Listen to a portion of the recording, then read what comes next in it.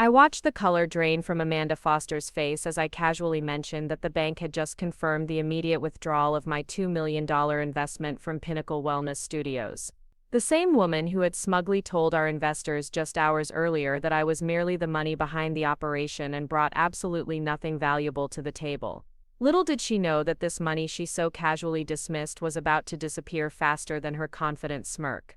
Before we jump back in, tell us where you're tuning in from, and if this story touches you, make sure you're subscribed because tomorrow I've saved something extra special for you. The Arizona sun was already blazing at 8 in the morning as I pulled into the parking lot of Pinnacle Wellness Studios, our flagship location in Scottsdale.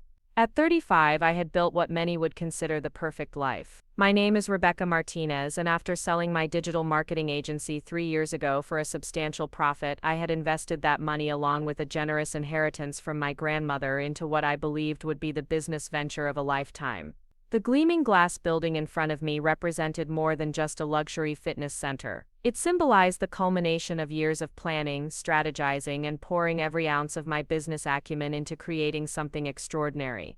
My husband David and I had met 7 years earlier at a business networking event in downtown Phoenix. He was the charismatic fitness entrepreneur with a vision for revolutionizing the wellness industry, and I was the analytical business strategist who could turn dreams into profitable realities.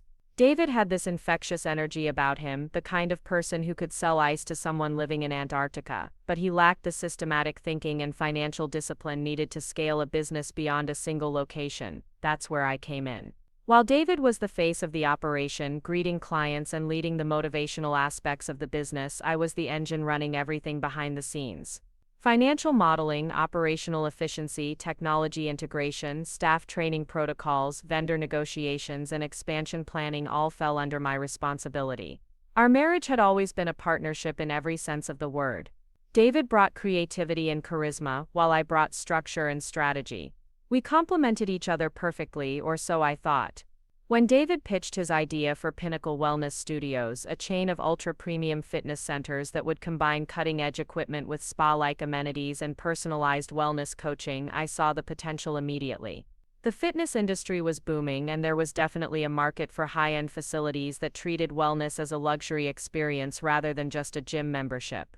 I invested $2 million of my own money into the venture, becoming an equal partner in every legal and financial sense. The money came from the sale of my marketing agency and the inheritance I had received from my grandmother, who had built a small real estate empire in Phoenix during the housing boom of the early 2000s. This wasn't just disposable income for me.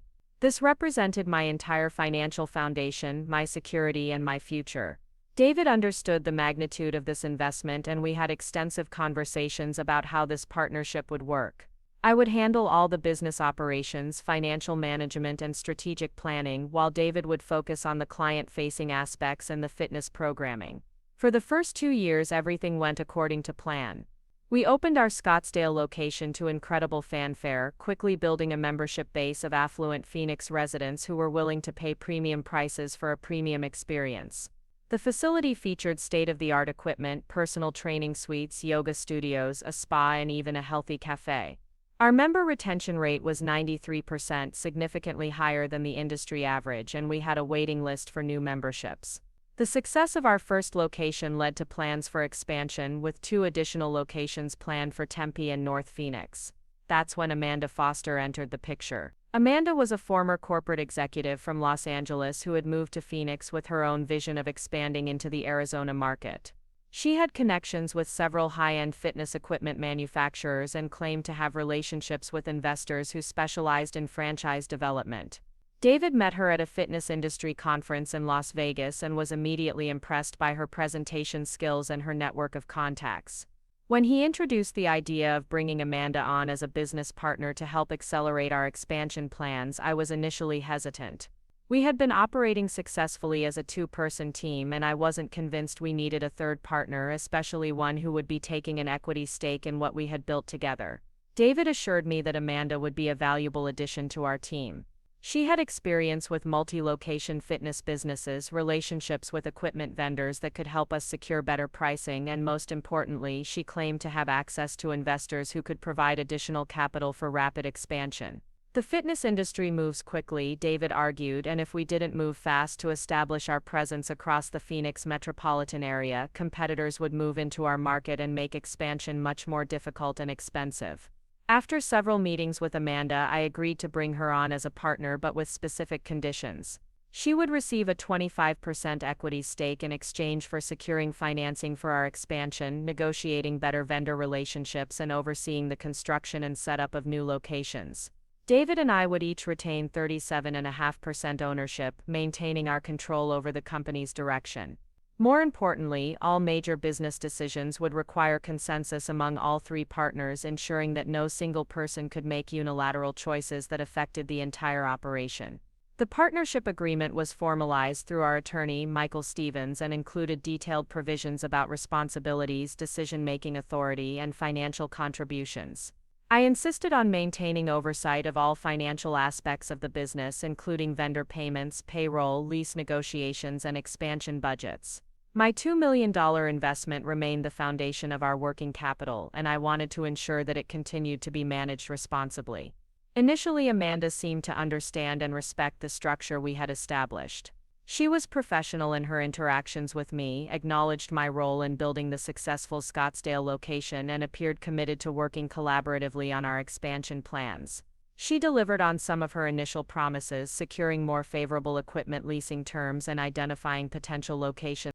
Preparing and narrating this story took us a lot of time, so if you are enjoying it, subscribe to our channel. It means a lot to us. Now back to the story. For our second and third facilities. For the first 6 months of our three-way partnership, things seemed to be progressing smoothly. However, subtle changes in Amanda's behavior began to emerge as we moved deeper into the expansion planning phase. She started scheduling meetings with David that didn't include me, claiming they were just preliminary discussions about site selection or equipment options. When I asked to be included in these conversations, she would assure me that they were just brainstorming sessions and that all formal decisions would be made when the three of us were together. David, trusting and eager to maintain harmony among his business partners, didn't see anything problematic about these side conversations. The red flags became more apparent during our investor presentations. Amanda had arranged meetings with several potential funding sources who could provide the capital needed for rapid multi-location expansion. During these presentations, she would take the lead in explaining our business model, our success metrics, and our growth projections. While this made sense given her role in securing financing, I noticed that she consistently positioned herself as the business strategist and operational expert, while describing David as the fitness and customer experience specialist. My role in these presentations was gradually minimized to that of a silent financial backer who had provided initial capital but wasn't actively involved in the day-to-day operations or strategic planning. When I addressed this concern with Amanda privately, she dismissed my worries with a smile and an explanation that made superficial sense. Investors want to see a clear management structure, she explained, and having too many people involved in the operational details can make a business seem unfocused or inefficient. She assured me that my contributions were valued and that the equity structure reflected everyone's true role in the company. The important thing, she emphasized, was securing the funding we needed to expand rapidly and establish our dominance in the Phoenix market before competitors could respond. David, caught between his wife and his business partner, tried to mediate these growing tensions by suggesting we clarify everyone's roles and responsibilities. During a formal meeting at our Scottsdale office, we went through each aspect of the business operations and assigned clear ownership to different functions. On paper, this exercise seemed to resolve the ambiguity that had been creating friction. Amanda would focus on investor relations, vendor management, and new location development. David would handle customer experience, fitness programming, and staff training. I would continue managing financial operations, technology systems, and overall business strategy. Unfortunately, the reality of how these responsibilities played out in practice was quite different from what we had agreed to on paper. Amanda continued to position herself as the primary strategic voice of the company during external meetings. She began making vendor commitments and location decisions without consulting me, then presenting these as fait accompli during our partnership meetings. When I objected to these unilateral decisions, she would argue that they fell within her assigned responsibilities and that involving all three partners in every operational detail would slow down our expansion timeline. The breaking point came during a critical investor meeting with a private equity firm that specialized in fitness franchise development. This meeting represented the culmination of months of preparation and could potentially provide the capital needed to accelerate our expansion from 3 locations to 10 locations within 18 months. Amanda had arranged the meeting and had been the primary point of contact with the investment team. As we sat in the conference room of their Scottsdale office surrounded by floor-to-ceiling windows overlooking the desert landscape, I expected to play a significant role in presenting our financial performance, operational systems, and growth projections. Instead, Amanda dominated the entire presentation. She spoke confidently about our business model, highlighting the success of our Scottsdale location and outlining our expansion strategy. David contributed his insights about customer experience and fitness programming, demonstrating his expertise and passion for the wellness industry. When the investors asked specific questions about financial management, operational efficiency, and scalability, Amanda fielded these questions herself, referencing analyses and projections that I had created but presenting them as her own work. The most shocking moment came when one of the investors asked about the management team's background and qualifications. Amanda introduced herself as the Chief Operating Officer and Strategic Architect of Pinnacle Wellness Studios, describing her previous corporate experience and her role in developing our expansion plans. She introduced David as the Founder and Chief Experience Officer, emphasizing his fitness expertise and customer relations skills. When she got to me, her introduction was brief and dismissive. "Rebecca is our primary investor," and David's wife Amanda said with a polite smile. "She provided the initial capital that allowed us to establish our first location, and she handles some of the day-to-day financial tasks. She's been very supportive of our growth plans, even though the operational complexities of multi-location expansion are really beyond her background in small-scale digital marketing." The words hit me like a physical blow. I sat there in stunned silence as Amanda continued with the presentation, discussing growth projections and operational strategies that I had developed. The investors' questions were directed primarily to Amanda and David, with only occasional glances in my direction. I had been reduced to a silent financial backer, despite being an equal partner who had contributed not just capital but also the strategic framework that had made our success possible. After the meeting, as we walked back to our cars in the parking garage, I confronted Amanda about her misrepresentation of my role. Her response was even more infuriating than her behavior during the presentation. "Rebecca, I understand you're upset, but you have to think about what's best for the business," she said in a condescending tone. "These investors want to see experienced operators who can scale efficiently. Your background is in digital marketing for small businesses, not multi-location fitness operations. David and I have the expertise they're looking for. Your contribution is important, of course, but it's primarily financial. There's nothing wrong with being the money behind a successful operation." David, clearly uncomfortable with the tension between his wife and his business partner, tried to find a middle ground. "Amanda, I think Rebecca's contributions go beyond just the initial investment," he said carefully. "She's been instrumental in developing our operational systems and financial management processes." Amanda's response revealed the depth of her dismissive attitude toward me. "Of course she's been helpful with basic bookkeeping and administrative tasks," she replied. "But scaling a business requires a different level of expertise. Rebecca brings nothing unique to the table operationally. Her main value is the capital she provided, and that capital is already invested in the business.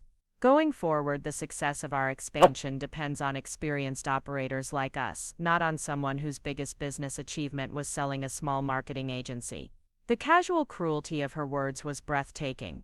This woman had spent months benefiting from my strategic planning, financial analysis, and operational systems, only to dismiss my contributions as basic bookkeeping. She had positioned herself as the business expert while systematically undermining my role and minimizing my expertise.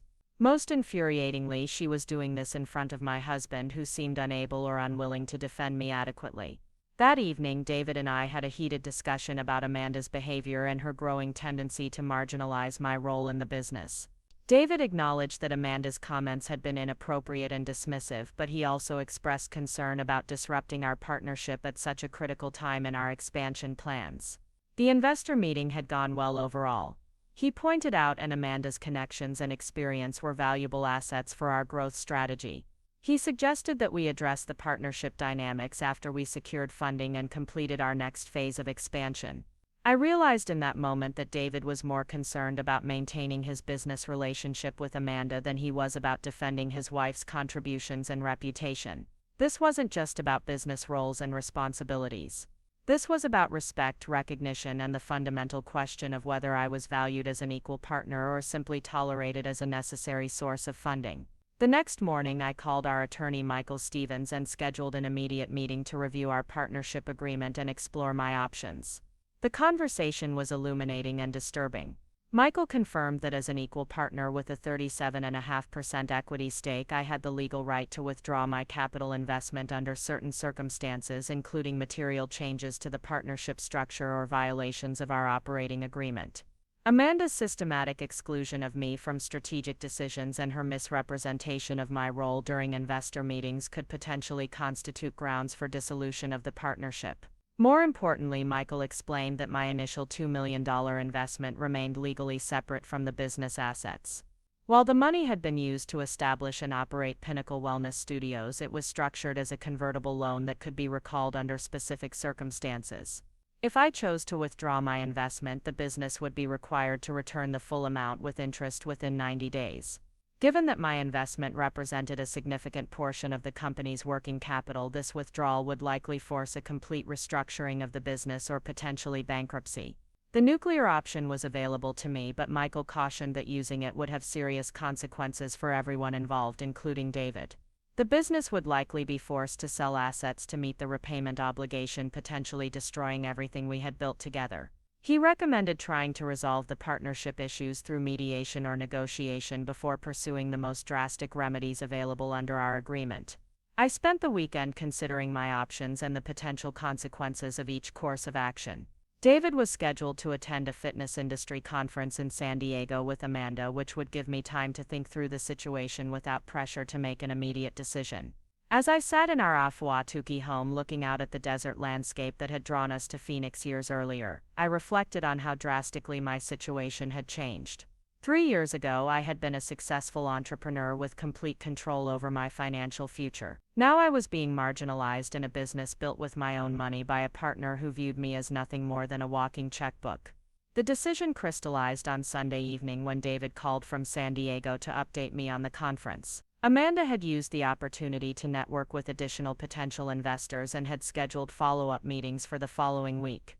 More concerning, she had apparently been presenting herself and David as the co-founders of Pinnacle Wellness Studios, completely erasing my role in establishing the business. When I expressed my anger about this misrepresentation, David's response was defensive rather than supportive.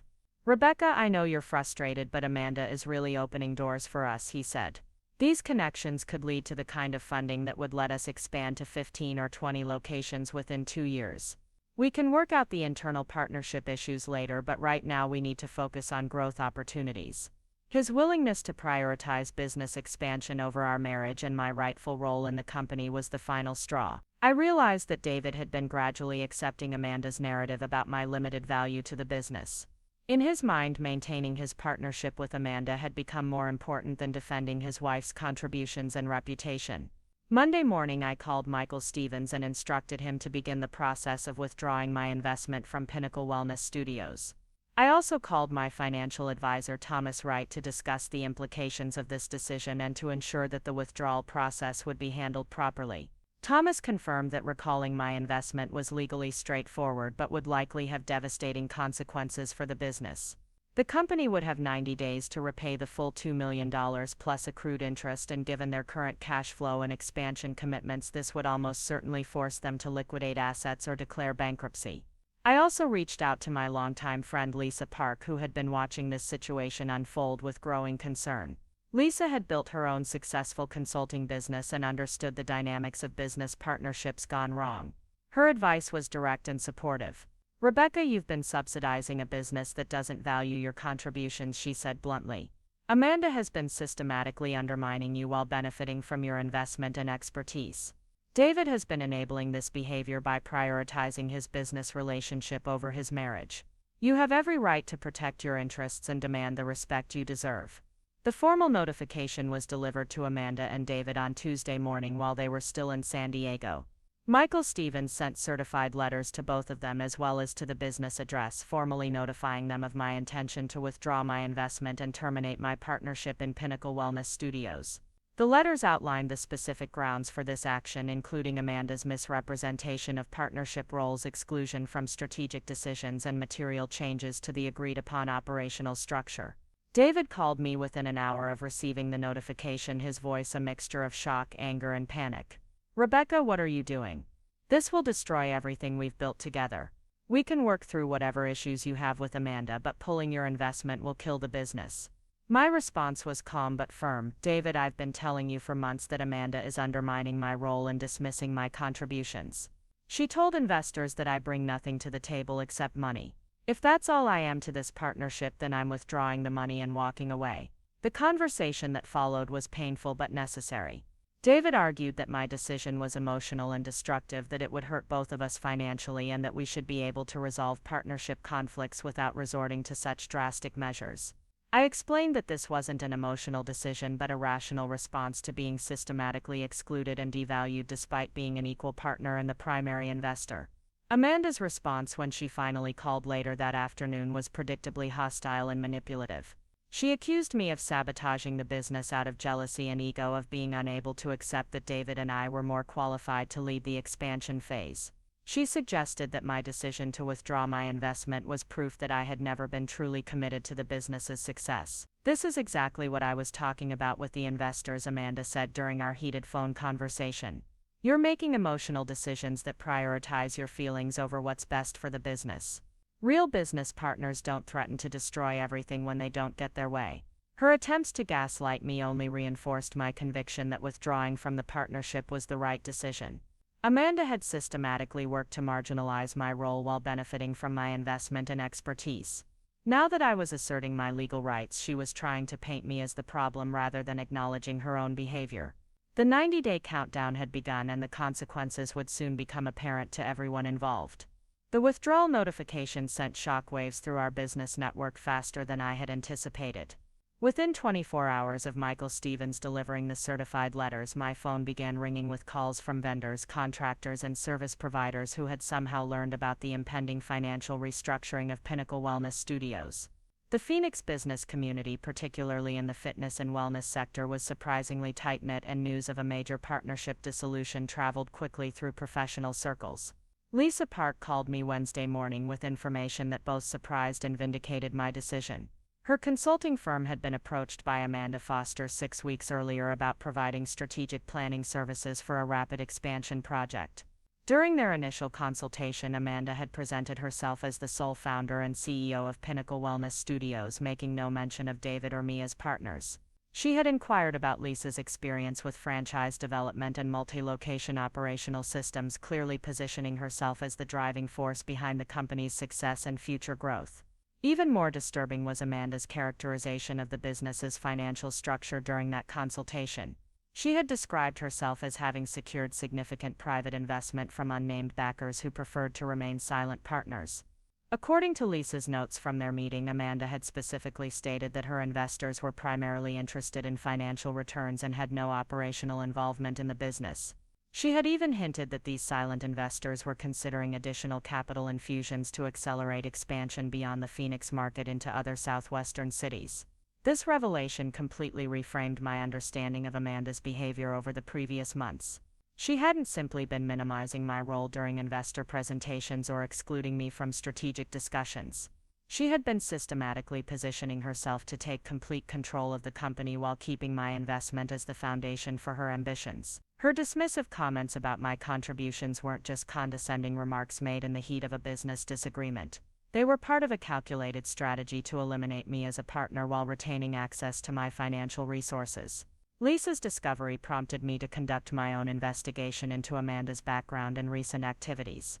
I hired a private investigator named Patricia Coleman who specialized in corporate due diligence and business fraud cases. Patricia's initial findings revealed troubling patterns in Amanda's previous business relationships that I wished I had discovered before agreeing to the partnership. Amanda's most recent venture before joining Pinnacle Wellness Studios had been a luxury spa and wellness center in Beverly Hills called Serenity Springs. She had partnered with 2 other women, both of whom had provided significant financial investment, while Amanda contributed operational expertise and industry connections. The business had operated successfully for 2 years before Amanda abruptly dissolved the partnership, citing irreconcilable differences with her partners over expansion strategy. The dissolution had resulted in litigation that was eventually settled out of court, with Amanda walking away with substantial compensation while her partners lost most of their investment. Even more concerning was Patricia's discovery of Amanda's activities during her first months as our partner. She had been actively networking with potential investors and business partners throughout the Phoenix area, consistently presenting herself as the primary owner and operator of Pinnacle Wellness Studios. She had attended Chamber of Commerce events, fitness industry gatherings, and business development seminars, always carrying business cards that listed her as Chief Executive Officer and founder. Several people Patricia interviewed remembered meeting Amanda and being impressed by her apparent success in building a thriving fitness business from the ground up. These revelations transformed my anger into something more focused and determined. This wasn't just a case of a difficult business partner who had become dismissive and condescending. Amanda had been systematically working to steal my business while keeping my investment trapped within the company structure. Her long-term strategy appeared to involve marginalizing David and me to the point where we would either accept minority roles in our own company or be forced out entirely, leaving her in complete control of a business built with my money and strategic planning. Thursday morning brought another surprise that further confirmed my suspicions about Amanda's true intentions. Thomas Wright, my financial advisor, called with news that someone had been making inquiries about my personal financial situation and investment portfolio. The inquiries had come through unofficial channels, people asking mutual contacts about my liquidity, other business interests, and potential vulnerabilities. Thomas had traced the source of these inquiries back to someone connected with Amanda's professional network. The implication was clear and deeply unsettling. Amanda wasn't just trying to minimize my role in Pinnacle Wellness Studios.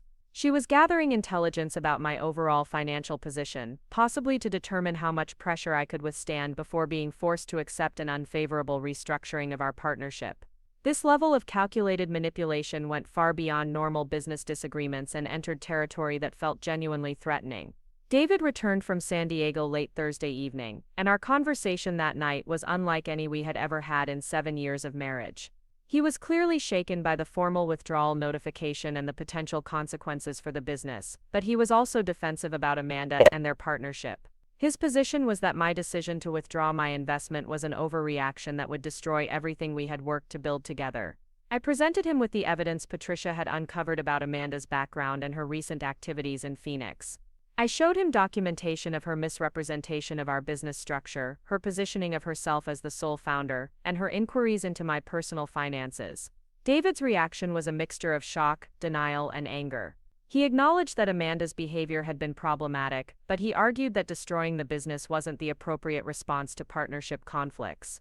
The conversation became increasingly heated as David revealed more details about his relationship with Amanda and their plans for the business. He admitted that Amanda had been pressuring him to restructure the partnership in a way that would give her greater operational control. She had argued that rapid expansion required streamlined decision-making and that having 3 equal partners was slowing down their ability to respond to market opportunities. Amanda had proposed a new structure where she would serve as CEO with full operational authority. David would be president, focusing on customer experience and programming, and I would transition to a silent investor role with minimal involvement in daily operations. David had been seriously considering this proposal, viewing it as a practical solution to the partnership tensions that had been developing over the previous months. He felt that Amanda's experience with multi-location operations made her the logical choice to lead the expansion phase, and he was convinced that my opposition to this restructuring was based on ego rather than legitimate business concerns.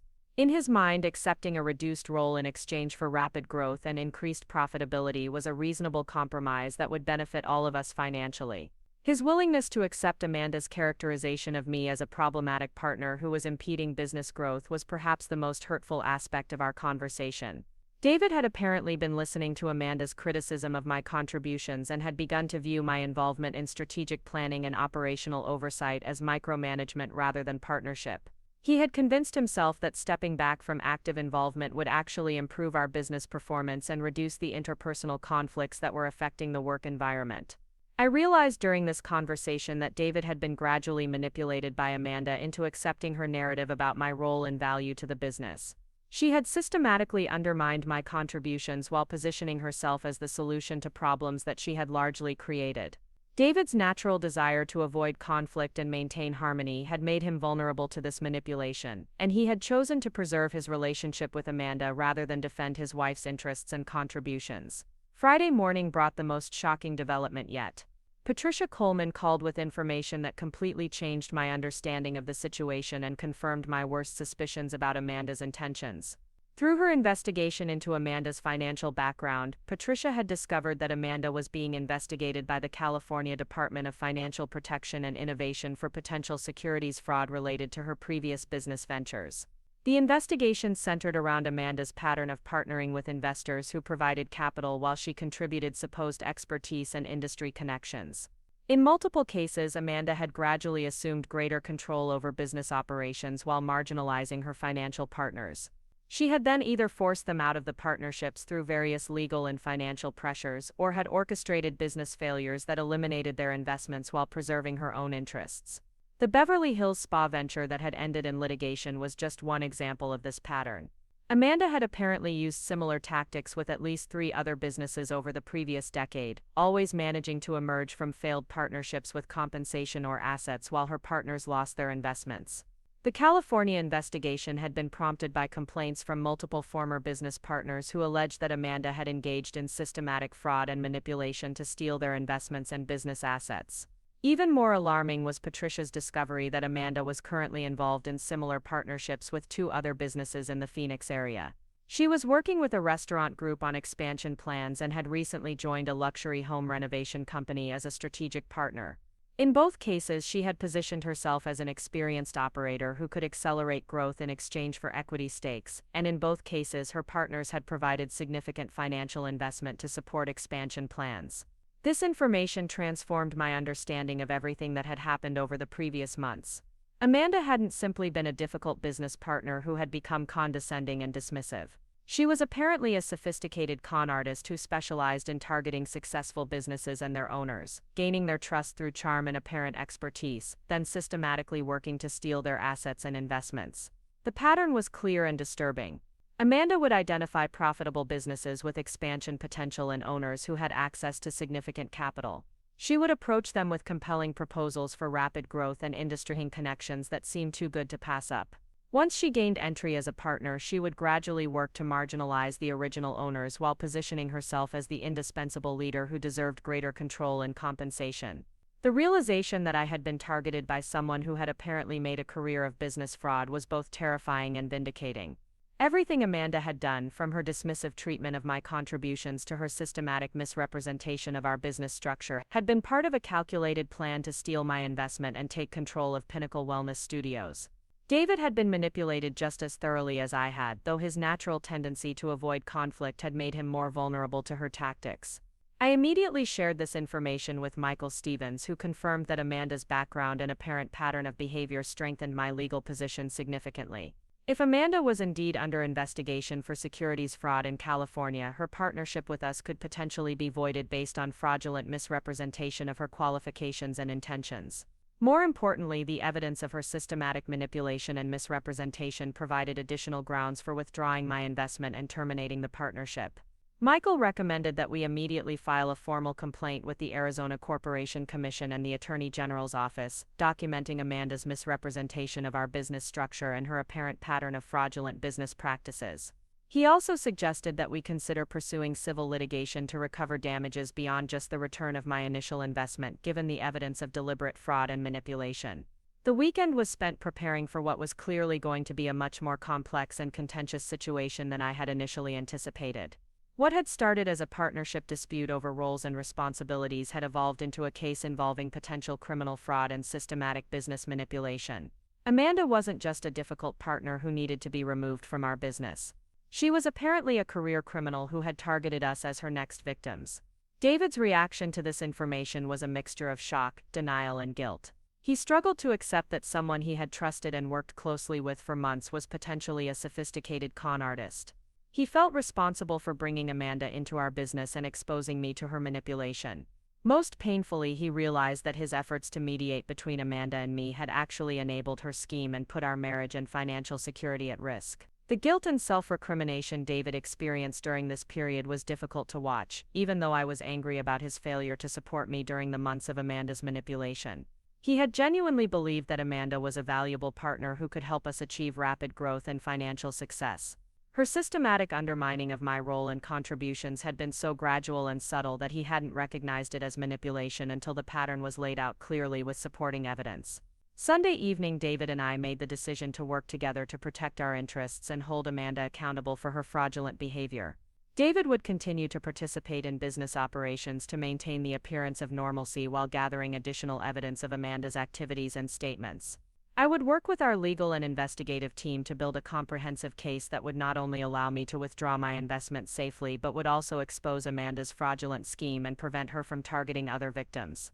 The 90-day countdown for repayment of my investment continued, but the situation had evolved far beyond a simple partnership dissolution. We were now engaged in a battle with someone who had apparently made a career of manipulating and defrauding business partners. The stakes had risen dramatically, but so had our determination to fight back and protect what we had built together. Monday morning brought news that confirmed our worst fears and validated our decision to take aggressive action against Amanda's scheme. Patricia Coleman had been in contact with investigators from the California Department of Financial Protection and Innovation who confirmed that Amanda Foster was indeed under active investigation for securities fraud. The investigators were eager to learn about Amanda's activities in Arizona and her partnership with Pinnacle Wellness Studios, as it fit the exact pattern of behavior they had been documenting in California. Detective Sarah Rodriguez from the Arizona Attorney General's office contacted me directly after receiving our formal complaint about Amanda's fraudulent misrepresentation of our business structure. Detective Rodriguez explained that Amanda's activities in Phoenix were part of a broader pattern of interstate business fraud that fell under both state and federal jurisdiction. The systematic nature of Amanda's scheme, her movement between states to target new victims, and the substantial amounts of money involved elevated this from a simple civil dispute to a serious criminal matter.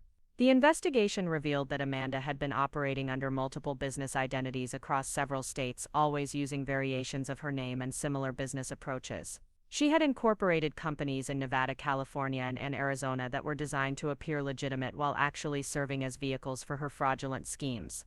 The Beverly Hills Spa was just one of many businesses she had targeted and ultimately destroyed while extracting value for herself. Detective Rodriguez requested that David and I continue operating normally while gathering evidence of Amanda's statements and activities.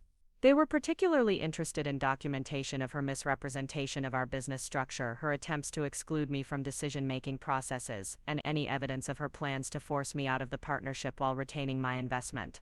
The investigators had sophisticated surveillance and documentation capabilities that would allow them to build a comprehensive case without alerting Amanda to the investigation.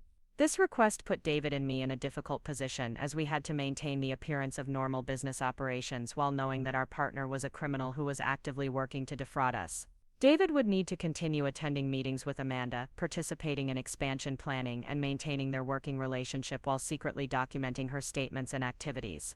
I would need to appear to be responding to business pressures rather than criminal investigation when explaining my investment withdrawal. The complexity of the situation was overwhelming, but Detective Rodriguez assured us that Amanda's pattern of behavior was so well established that building a case against her would be straightforward once they had sufficient documentation of her activities in Arizona. The investigators had been tracking her movements and business relationships for months, and our complaint provided the missing pieces they needed to understand her current scheme and take action to stop it. Tuesday brought an unexpected development that demonstrated just how sophisticated Amanda's scheme had become. David received a call from a potential investor in Los Angeles who claimed to have been referred by Amanda Foster. The investor, a man named Robert Chen, who claimed to represent a private equity firm specializing in fitness franchises, wanted to schedule a meeting to discuss providing substantial capital for rapid expansion of Pinnacle Wellness Studios. David immediately contacted Detective Rodriguez, who confirmed that Robert Chen was likely a confederate working with Amanda to create the appearance of legitimate investor interest. This was apparently a common tactic in Amanda's schemes, where she would arrange for fake investors to approach her targets with attractive funding offers that required restructuring of ownership and management. The fake investors would create pressure for rapid decision-making and would support Amanda's arguments for streamlined leadership and reduced involvement from original partners. The revelation that Amanda had confederates working with her transformed our understanding of the sophistication and scope of her criminal operation. This wasn't just a case of an individual con artist targeting small businesses. Amanda was apparently part of an organized network that specialized in identifying and defrauding successful business owners across multiple states. The level of planning and coordination required for such an operation suggested that Amanda and her associates had been running this scheme for years and had successfully stolen millions of dollars from unsuspecting victims. Detective Rodriguez explained that organized business fraud rings like Amanda's were becoming increasingly common and sophisticated. They typically targeted successful small businesses with expansion potential and owners who had accumulated significant personal wealth that could be accessed through partnership arrangements. The criminals would spend months building trust and credibility before gradually implementing their schemes to transfer ownership and assets to themselves while leaving their victims with debt and legal liability. The investigation also revealed that Amanda had been conducting surveillance on David and me for weeks before approaching us with her partnership proposal. She had attended industry events where David was speaking, had researched our business and financial background through public records and social media, and had even visited our Scottsdale location multiple times as a potential customer before making her initial contact. The level of preparation and targeting involved in her approach demonstrated that we had been carefully selected as victims rather than randomly encountered through normal business networking. This information was both terrifying and enlightening. Amanda's confidence and apparent expertise hadn't been the result of legitimate business experience and industry knowledge. She had been studying our business and industry specifically to prepare for her scheme. Her impressive connections and vendor relationships were likely fabricated or exaggerated to create the appearance of value that would justify her partnership proposal. Wednesday brought the most disturbing revelation yet about the scope and consequences of Amanda's criminal activities. Patricia Coleman had connected with former victims of Amanda's schemes in California and Nevada, and their stories revealed the devastating impact her fraud had on individuals and families who had trusted her with their businesses and life savings. One victim, a woman named Jennifer Walsh, who had owned a successful chain of yoga studios in San Diego, had lost her entire business and personal savings to Amanda's manipulation. Amanda had approached Jennifer with a proposal to expand nationally, requiring Jennifer to invest her personal assets and retirement savings to fund rapid growth. Over 18 months, Amanda had gradually assumed complete control of the business operations while Jennifer's role was reduced to that of a silent investor.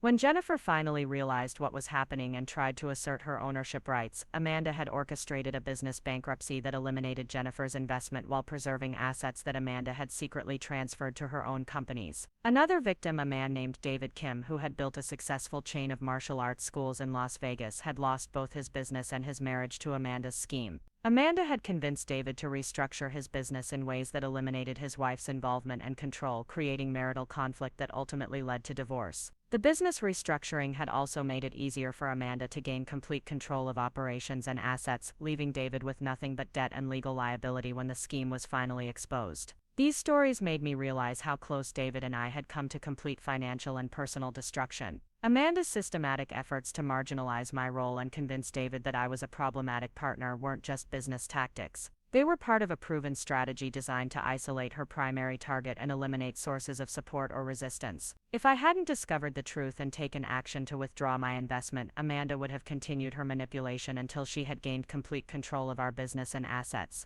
The emotional impact of learning about other victims was profound and disturbing. These were successful, intelligent people who had built thriving businesses through years of hard work and careful planning. They had trusted someone who presented herself as a qualified partner and had lost everything as a result. The financial losses were devastating, but the emotional and psychological damage was equally severe. Many of the victims had suffered depression, anxiety, and post-traumatic stress as a result of their experiences with Amanda's manipulation and fraud. Jennifer Walsh had been particularly helpful in explaining Amanda's psychological manipulation tactics and how they had affected her decision-making and relationships. Amanda was apparently skilled at identifying and exploiting people's insecurities and desires, gradually convincing them that accepting her control and diminishing their own role was in their best interest. She would create artificial urgency around business decisions and would position herself as the solution to problems that she had often created through her own manipulation. The pattern of isolating victims from sources of support and guidance was consistent across all of Amanda's schemes.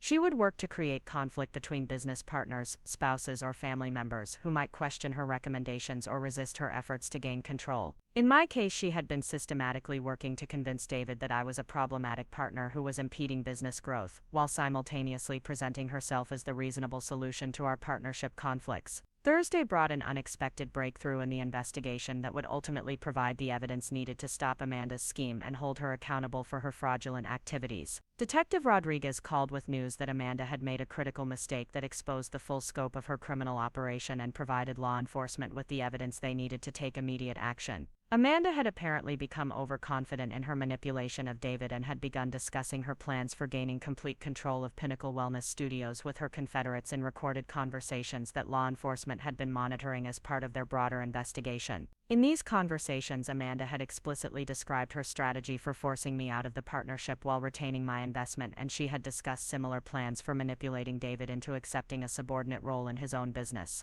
Even more damaging were Amanda's recorded discussions about her previous victims and her methods for identifying and targeting successful business owners. She had bragged about her ability to manipulate people's emotions and relationships, and she had described in detail how she had destroyed other businesses and stolen their assets. These recordings provided clear evidence of her criminal intent and her systematic approach to business fraud. The recorded conversations also revealed that Amanda was planning to accelerate her timeline for gaining control of Pinnacle Wellness Studios. She had apparently become concerned that I might take action to protect my investment, and she was working with her confederates to create additional pressure that would force a rapid restructuring of our partnership. The fake investor Robert Chen was just one part of a broader strategy that included manufactured crises and artificial deadlines designed to pressure David and me into accepting unfavorable terms. Detective Rodriguez explained that Amanda's recorded admissions provided sufficient evidence to arrest her and her confederates on charges of conspiracy to commit fraud, securities violations, and interstate business fraud. The investigation had also uncovered evidence of tax evasion, money laundering, and other financial crimes that would likely result in federal charges and significant prison sentences. The timing of the arrests would be coordinated to occur simultaneously across multiple states, preventing Amanda and her associates from fleeing or destroying evidence. Detective Rodriguez requested that David and I maintain normal appearances until the arrests were completed, but assured us that Amanda would be in custody within 48 hours and would no longer pose a threat to our business or personal safety. Friday morning arrived with the kind of intensity that makes time feel both suspended and accelerated simultaneously. David left for the office early, knowing that he would need to maintain complete normalcy while Amanda remained unaware of the investigation closing in around her. Detective Rodriguez had briefed us on the arrest protocol, emphasizing that any deviation from routine behavior could alert Amanda or her confederates and potentially compromise the coordinated operation planned for the following week. I spent the morning at home ostensibly working on personal projects but actually organizing the extensive documentation we had gathered about Amanda's fraudulent activities. The evidence file had grown to include financial records, recorded conversations, witness statements, and detailed timelines of Amanda's manipulative behavior. Each piece of evidence told part of a larger story about sophisticated criminal enterprise that had operated successfully for years before finally overreaching in ways that exposed the entire operation. Thomas Wright called around 10 o'clock with an update that added another layer of complexity to an already intricate situation. His contacts in the financial services industry had been quietly investigating Amanda's claimed investor relationships and business connections. What they discovered was an elaborate network of shell companies, fake credentials, and fabricated references that Amanda used to create the appearance of legitimate business experience and industry expertise. The supposed investors and business partners Amanda had referenced during our partnership discussions were largely fictional or had been misrepresented so significantly that they bore no resemblance to reality.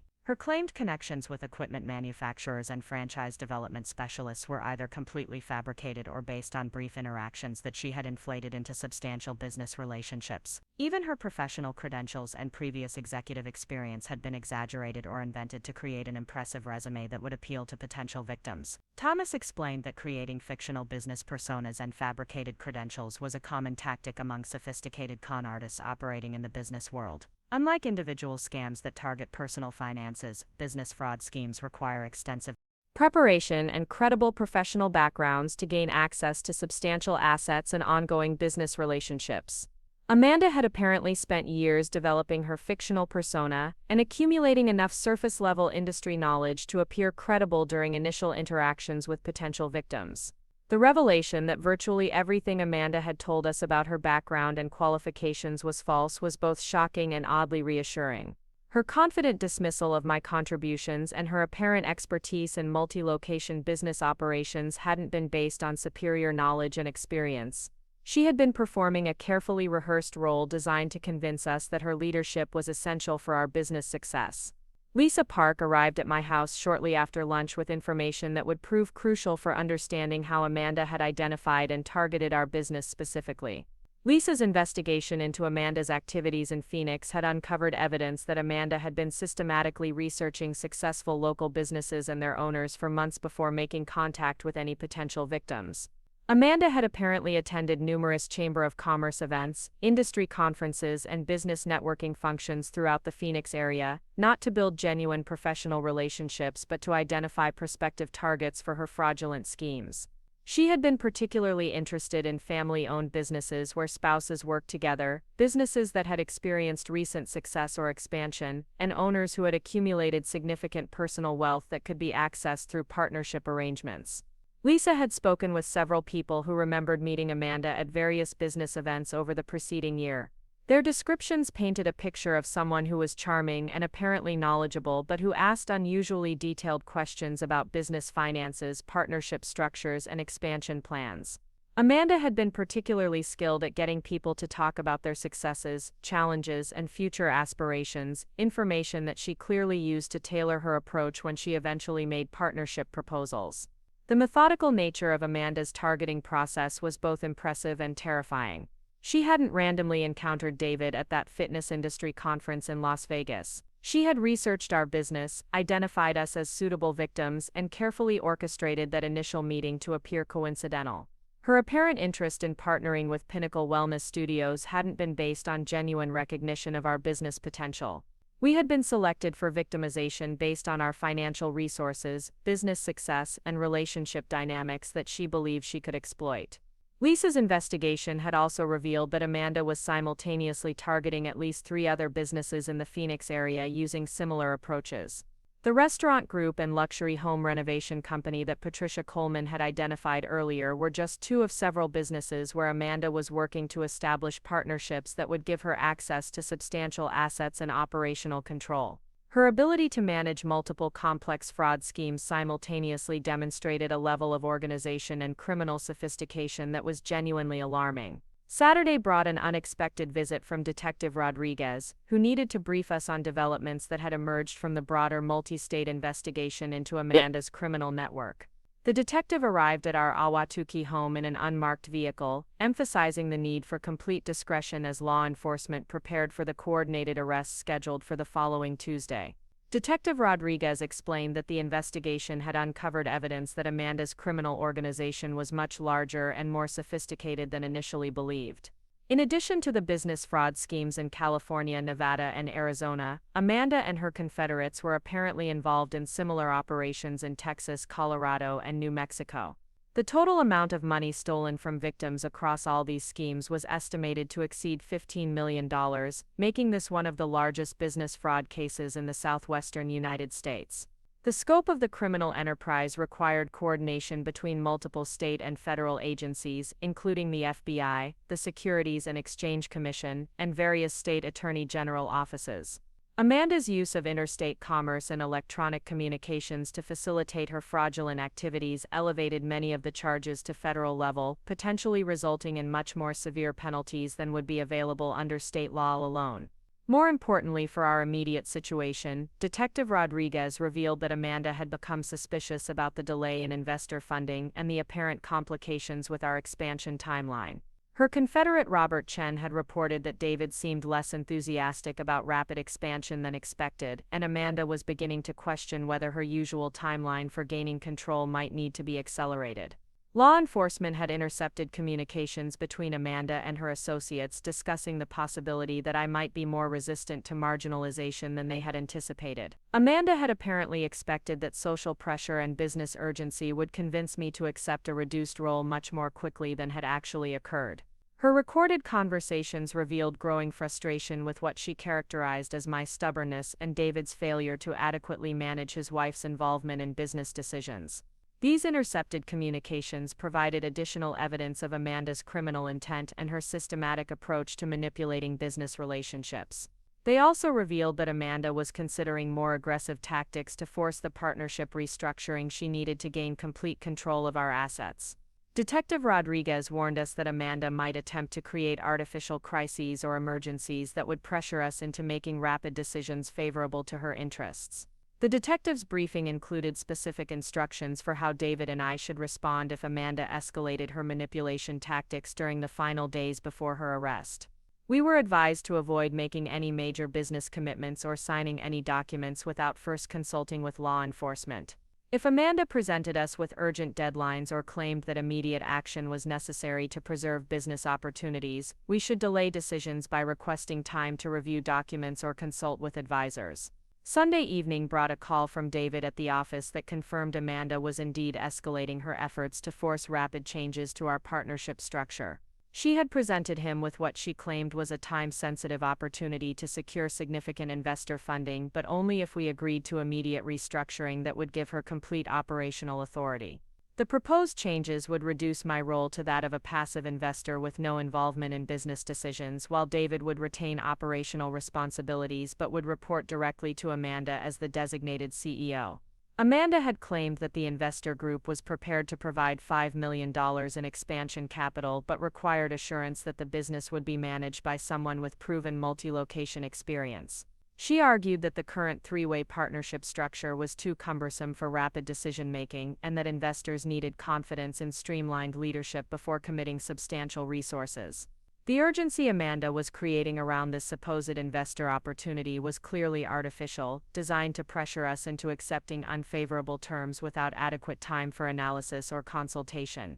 Her insistence that the restructuring had to be completed immediately was a classic manipulation tactic intended to prevent us from discovering the fraudulent nature of her claims or seeking independent advice about the proposed changes. David had managed to avoid making any commitments by explaining that major partnership changes would require my agreement and that I would need time to review the proposed restructuring and investor terms. Amanda's reaction to this delay had been telling, revealing frustration and impatience that seemed disproportionate to normal business negotiations. She had pressed David repeatedly about his ability to convince me to accept the changes, suggesting that our marriage might be affected if I continued to prioritize my ego over business opportunities. The conversation David reported was consistent with the manipulation tactics that other victims had described in their experiences with Amanda. She was working to create pressure on our relationship while positioning herself as the reasonable solution to problems that she was actually creating. Her suggestion that I was prioritizing personal ego over business success was designed to make David question my motivations and potentially side with her against my resistance to the restructuring. Monday morning brought news that the coordinated arrests had been moved up to that afternoon due to intelligence suggesting that Amanda might be preparing to flee Arizona. Detective Rodriguez called early to inform us that law enforcement had intercepted communications indicating Amanda was concerned about the pace of her Phoenix operations and was considering relocating to focus on more promising opportunities in other states. The accelerated timeline meant that David would need to maintain normal interactions with Amanda for only a few more hours before she was taken into custody. Detective Rodriguez emphasized that it was crucial for David to avoid any behavior that might alert Amanda to the impending arrests, as her confederates in other states were scheduled to be arrested simultaneously and any premature warning could compromise the entire operation. I spent Monday morning in a state of nervous anticipation, knowing that within hours Amanda would be arrested and the immediate threat to our business and financial security would be eliminated. The past weeks of investigation and evidence gathering had been emotionally exhausting, particularly the knowledge that someone we had trusted had been systematically working to destroy our lives and steal our assets. The weight of learning about Amanda's other victims and the devastation she had caused to families and businesses across multiple states had been particularly difficult to process. Knowing that we had come so close to experiencing the same fate was both terrifying and motivating. Our decision to fight back and withdraw my investment had not only protected our own interests but had apparently provided law enforcement with the evidence needed to stop Amanda from victimizing others. David called around noon to report that Amanda seemed unusually agitated and distracted during their morning meeting. She had been checking her phone frequently and had seemed less focused on business discussions than usual. She had also made several references to potential travel for investor meetings and had asked detailed questions about our cash flow and immediate financial obligations. Her behavior suggested that she might indeed be preparing to leave Arizona quickly, making the accelerated arrest timeline necessary. At 2:30 Monday afternoon, Detective Rodriguez called to confirm that Amanda Foster had been arrested at the Pinnacle Wellness Studios office on charges of conspiracy to commit fraud, securities violations, and interstate business fraud. Simultaneous arrests of her confederates had been carried out in California, Nevada, and Texas, effectively dismantling the entire criminal network that had been operating across the southwestern United States. The arrest had proceeded smoothly, with Amanda being taken into custody without incident while she was meeting with David to finalize what she believed would be the partnership restructuring that would give her complete control of our business. Her shock at being arrested was apparently genuine, suggesting that despite her growing suspicion about our resistance to her manipulation, she had not anticipated that law enforcement was investigating her activities. David's description of the arrest was both satisfying and anticlimactic after weeks of building tension and preparation. Amanda had been completely unprepared for law enforcement intervention and had initially tried to claim that any business disputes should be resolved through civil litigation rather than criminal prosecution. Her attempts to characterize her activities as normal business negotiations rather than criminal fraud had been quickly dismissed by the arresting officers, who had extensive evidence of her deliberate deception and systematic manipulation. The immediate aftermath of Amanda's arrest brought a mixture of relief and uncertainty about the future of Pinnacle Wellness Studios.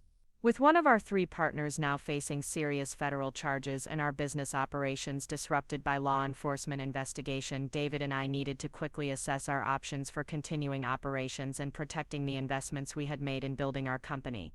Detective Rodriguez explained that while Amanda's arrest eliminated the immediate threat to our business, the legal process for resolving her fraudulent activities and recovering stolen assets would likely take months or years to complete. Her partnership stake in Pinnacle Wellness Studios would eventually be forfeited as part of criminal restitution, but the immediate impact on our business operations needed to be managed carefully to preserve the value we had created. The detective also warned us that Amanda's arrest and the exposure of her fraudulent background would likely become public knowledge, potentially affecting our business reputation and customer relationships. While we were clearly victims of her criminal activities rather than willing participants, the association with someone facing serious fraud charges could create challenges for maintaining customer confidence and business partnerships.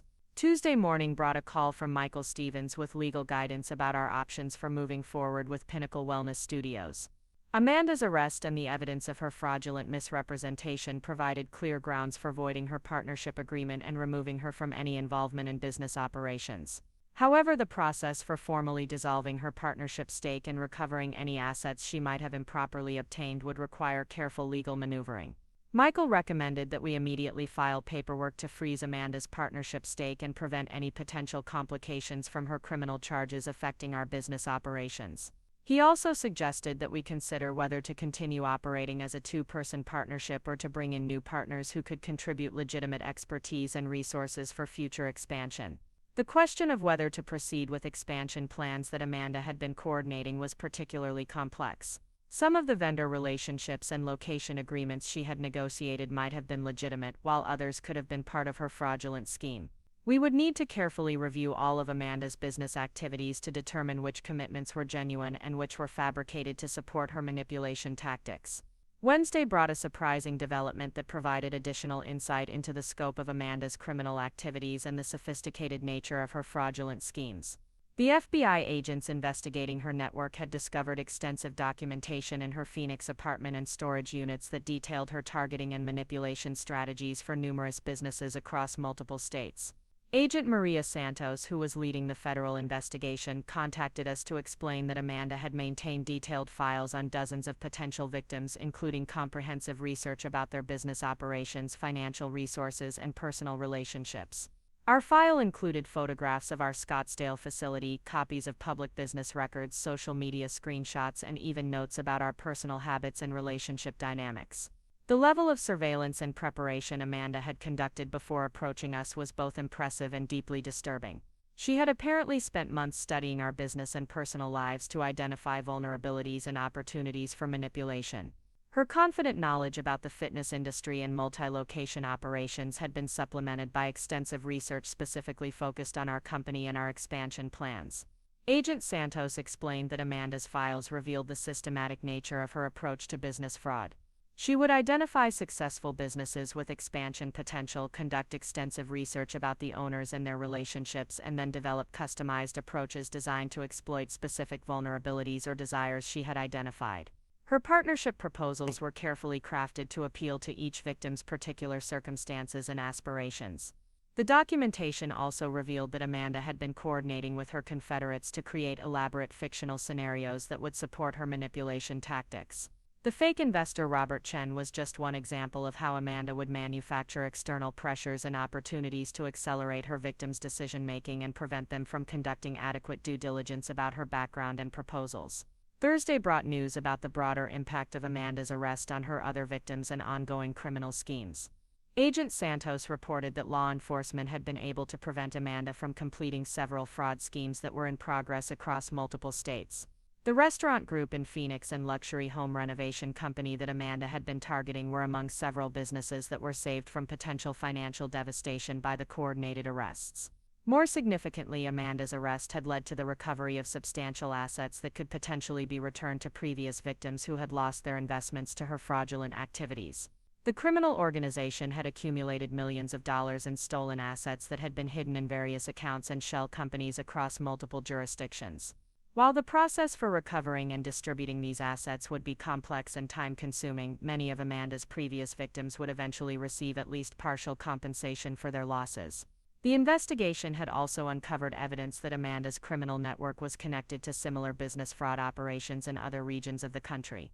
Her arrest was providing law enforcement with intelligence that could potentially lead to the exposure and prosecution of additional criminal organizations that specialized in targeting successful small businesses and their owners. Friday afternoon brought a call from Jennifer Walsh, one of Amanda's previous victims in California, who had learned about our situation through the law enforcement investigation. Jennifer's call provided valuable perspective about the long-term recovery process and the emotional impact of being victimized by someone as manipulative and destructive as Amanda. Jennifer explained that while the financial losses from Amanda's fraud had been devastating, the psychological impact had been equally difficult to overcome. The experience of being systematically manipulated and having her judgment and business acumen questioned had created lasting self-doubt and trust issues that affected both her personal relationships and her approach to future business opportunities. However, Jennifer also emphasized that Amanda's arrest and prosecution provided a sense of justice and validation that had been crucial for her emotional recovery.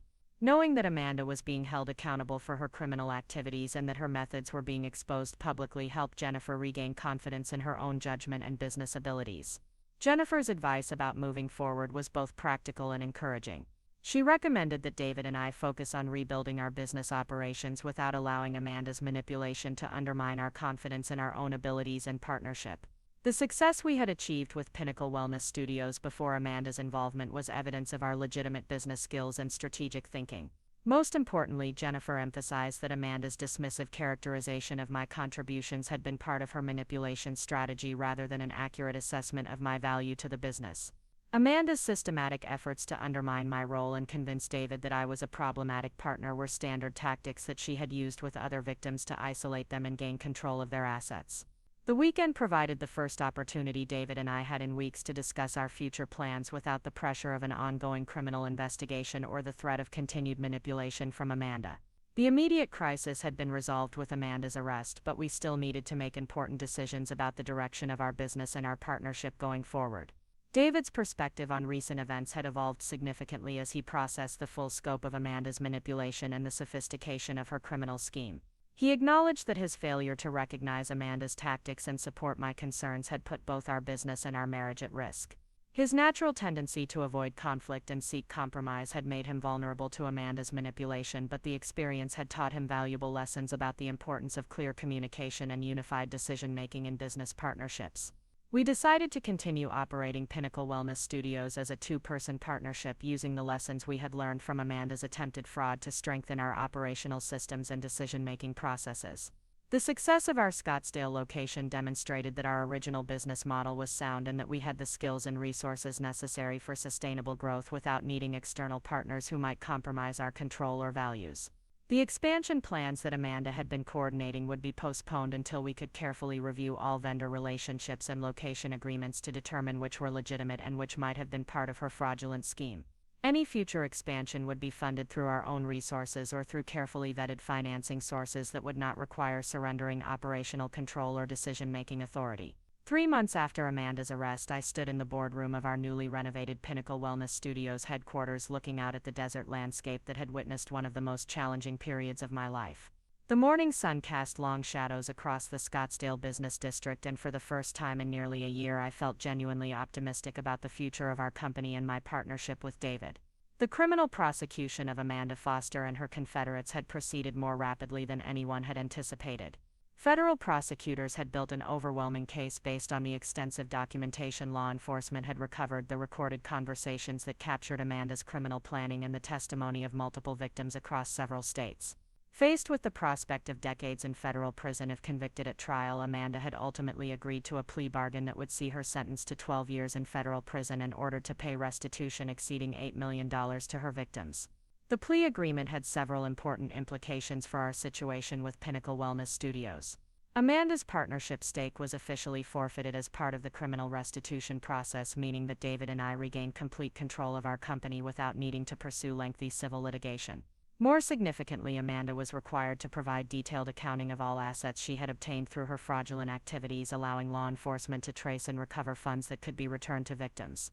Agent Maria Santos had kept us informed throughout the prosecution process, explaining that Amanda's cooperation with investigators was primarily motivated by her desire to reduce her prison sentence rather than genuine remorse for the harm she had caused. Amanda's detailed confession had revealed the full scope of her criminal enterprise and had provided law enforcement with intelligence that led to additional arrests and the recovery of millions of dollars in stolen assets. The federal investigation had ultimately uncovered evidence that Amanda's network had victimized more than 40 businesses across 8 states over a period of 7 years. The total amount of money stolen exceeded $25 million, making it one of the largest business fraud cases in recent federal court history.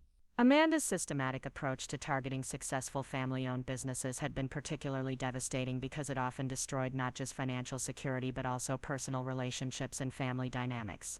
Our experience with Amanda had taught both David and me valuable lessons about the importance of thorough due diligence when considering business partnerships, even with people who appeared to have impressive credentials and industry connections.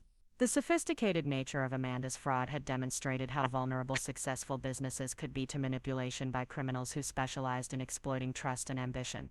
Michael Stevens had worked with federal prosecutors to ensure that our legal interests were protected throughout the criminal proceedings. The forfeiture of Amanda's partnership stake had been formalized through court orders that prevented any potential complications from affecting our business operations. Additionally, the criminal conviction provided clear legal precedent that would prevent Amanda from ever attempting to claim any rights or interests in Pinnacle Wellness Studios even after her eventual release from prison. The financial impact of Amanda's attempted fraud had been significant but not devastating, largely because my decision to withdraw my investment had prevented her from gaining access to our working capital and business assets. The legal fees and investigative costs associated with exposing her criminal activities had totaled nearly $200,000, but this expense was partially offset by restitution payments that were being distributed to victims through the federal court system. More importantly, the experience had strengthened rather than damaged my partnership with David. His initial failure to recognize Amanda's manipulation tactics and support my concerns had created serious tension in our marriage and business relationship. However, David's willingness to acknowledge his mistakes and work to rebuild trust had ultimately made our partnership more resilient and our communication more effective. David had enrolled in workshops focused on recognizing manipulation tactics and protecting businesses from fraud, demonstrating his commitment to ensuring that we would never again be vulnerable to the kind of sophisticated criminal scheme that Amanda had attempted. His new awareness of how personal relationships could be exploited by criminals had made him more appreciative of my analytical approach to business decisions and more supportive of thorough vetting processes for any future partnerships or major business relationships. The publicity surrounding Amanda's arrest and prosecution had initially created some challenges for our business operations. Several local media outlets had covered the story, and our association with someone facing serious federal charges had raised concerns among some customers and business partners. However, the coverage had generally portrayed us as victims who had successfully exposed and stopped criminal activity, which ultimately enhanced rather than damaged our reputation in the Phoenix business community. Thomas Wright had helped us develop a communication strategy that acknowledged our experience with Amanda's fraud while emphasizing the strength of our business operations and our commitment to ethical practices. We had been transparent with customers and partners about what had happened, explaining how we had discovered the fraud and worked with law enforcement to stop it. This openness had actually strengthened many of our business relationships by demonstrating our integrity and our willingness to take responsibility for protecting our stakeholders. The expansion plans that Amanda had been coordinating required careful evaluation to determine which elements were legitimate and which had been fabricated to support her manipulation tactics. We discovered that several of the vendor relationships she had claimed to establish were entirely fictional, while others involved legitimate companies that had been misled about our business structure and expansion timeline. Lisa Park had assisted us in reviewing all of Amanda's business activities and determining which commitments were genuine versus which were part of her fraudulent scheme. This process had been time-consuming and occasionally frustrating, but it had also provided valuable insights into how sophisticated criminals could create elaborate fictional business scenarios to support their manipulation tactics. We ultimately decided to proceed with a more conservative expansion approach that prioritized sustainable growth over rapid scaling. The lessons learned from Amanda's attempted fraud had reinforced the importance of maintaining control over our business decisions and avoiding partnerships that might compromise our operational independence or financial security.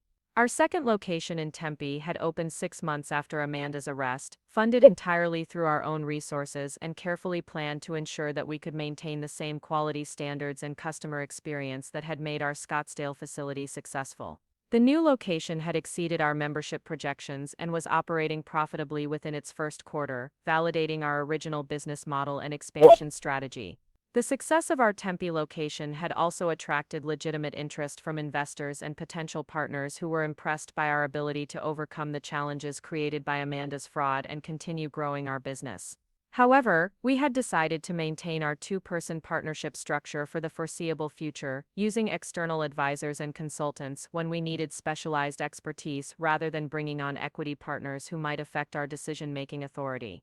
Detective Rodriguez had remained in contact with us throughout the prosecution process, providing updates about the broader investigation and the impact our case had on exposing Amanda's criminal network.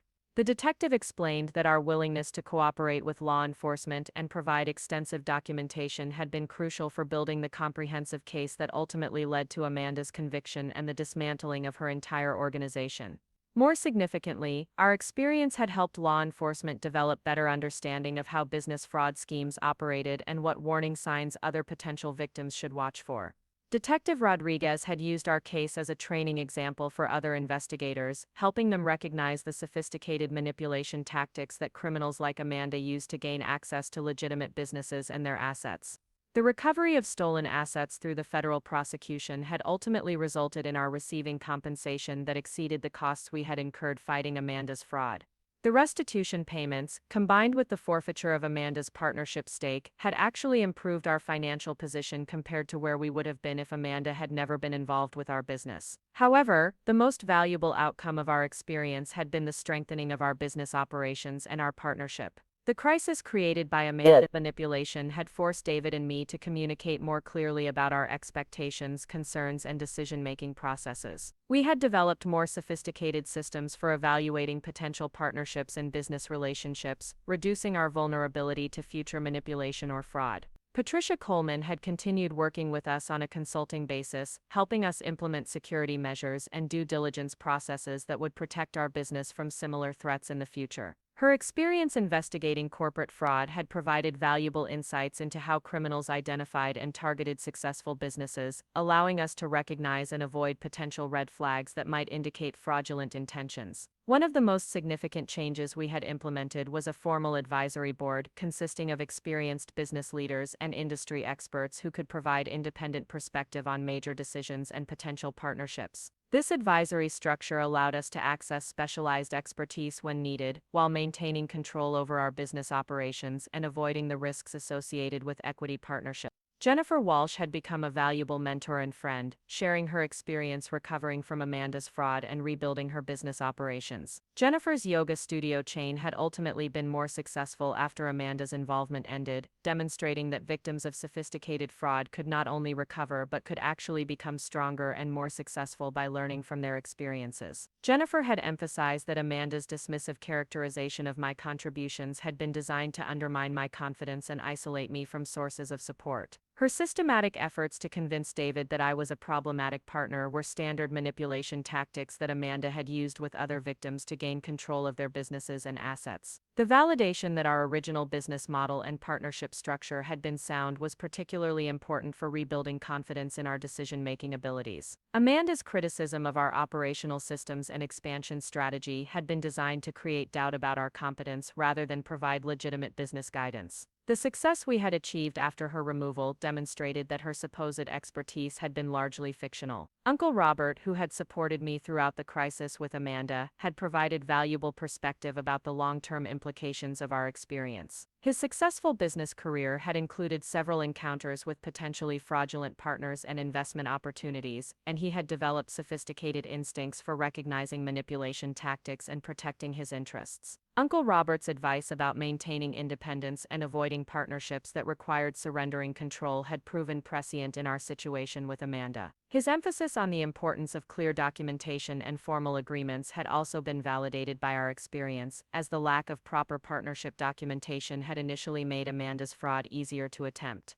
The emotional recovery from Amanda's manipulation had been as important as the financial and legal resolution. The experience of being systematically undermined and having my contributions dismissed had created self-doubt and trust issues that required conscious effort to overcome. Working with a counselor who specialized in helping victims of fraud and manipulation had been crucial for processing the psychological impact of Amanda's activities. David had also benefited from counseling focused on recognizing manipulation tactics and rebuilding trust in our partnership. His natural tendency to avoid conflict had made him vulnerable to Amanda's strategy of creating pressure through artificial urgency and manufactured crises. Learning to recognize these tactics had made him more effective at protecting our business and our relationship from future manipulation attempts. The broader Phoenix business community had ultimately rallied around us once the full scope of Amanda's criminal activities became public knowledge. Several business leaders who had encountered Amanda at networking events had come forward with their own stories about her inappropriate questions and suspicious behavior, creating a clearer picture of how she had operated in our community.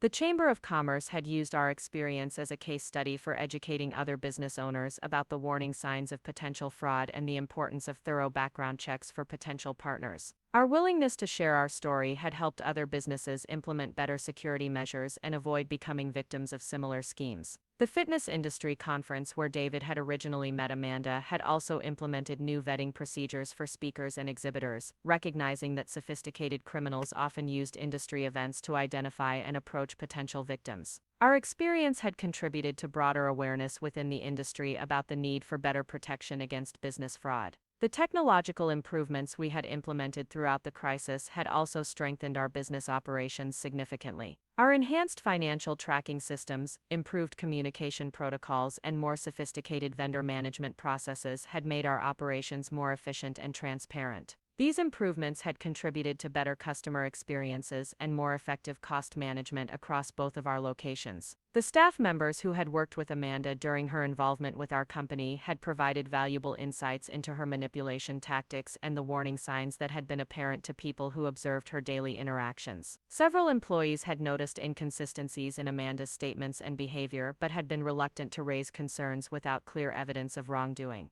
We had implemented new communication channels that encouraged staff members to report concerns about business practices or interpersonal dynamics without fear of retaliation. This open communication environment had contributed to better employee satisfaction and had created additional protection against potential future manipulation attempts. The legal precedent established by Amanda's prosecution had also provided broader protection for small businesses that might be targeted by similar criminal schemes. The federal charges and substantial prison sentence had demonstrated that law enforcement agencies were prepared to pursue complex business fraud cases aggressively, potentially deterring other criminals who might consider targeting successful family-owned businesses. Agent Santos had explained that Amanda's case had been used to train other federal investigators in recognizing and pursuing business fraud schemes that involved sophisticated manipulation tactics. The extensive documentation and recorded conversations that had been gathered during our investigation had provided valuable evidence about how these schemes operated and what investigative techniques were most effective for exposing them.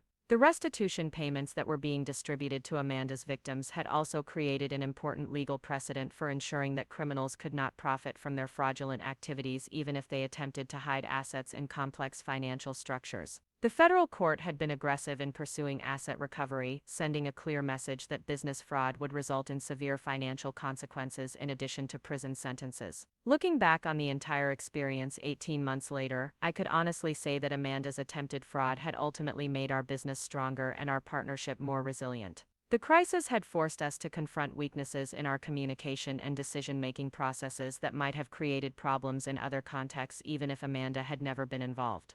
The success of our expanded operations, the strength of our customer relationships, and the respect we had earned within the Phoenix business community all demonstrated that our original vision for Pinnacle Wellness Studios had been sound. Amanda's systematic efforts to undermine my confidence and dismiss my contributions had been designed to serve her criminal purposes rather than reflect any legitimate assessment of my business abilities. The financial security we had achieved through our careful management and conservative growth strategy provided a strong foundation for future expansion when the right opportunities presented themselves. We had learned that sustainable success required patience and careful planning rather than the rapid scaling that Amanda had promoted as essential for competitive advantage. David and I had also developed a much deeper appreciation for the value of our partnership and the complementary skills we brought to our business. The crisis created by Amanda's manipulation had ultimately strengthened our marriage and our professional relationship by forcing us to communicate more effectively and support each other through genuine adversity. The community of other business owners who had been victims of similar fraud schemes had provided ongoing support and perspective as we rebuilt and expanded our operations. These relationships had created valuable networking opportunities and had contributed to a broader awareness of the need for better protection against sophisticated business fraud. The advisory board we had established continued to provide valuable guidance on strategic decisions and potential expansion opportunities. The independent perspective and industry expertise our advisors contributed had enhanced our decision-making capabilities while maintaining our control over business operations and company culture. Most importantly, the experience had reinforced the importance of trusting our instincts and maintaining confidence in our abilities even when facing sophisticated manipulation from people who appeared to have superior expertise or credentials. Amanda's fraudulent background and fictional qualifications had been designed to undermine our confidence in our own judgment, but our ultimate success had validated our original business vision and operational approach. The lessons we had learned about recognizing manipulation tactics, conducting thorough due diligence, and protecting business assets had application far beyond our specific situation with Amanda. These skills had made us more effective leaders and more sophisticated business operators who were better prepared to navigate the complex challenges of entrepreneurship and growth.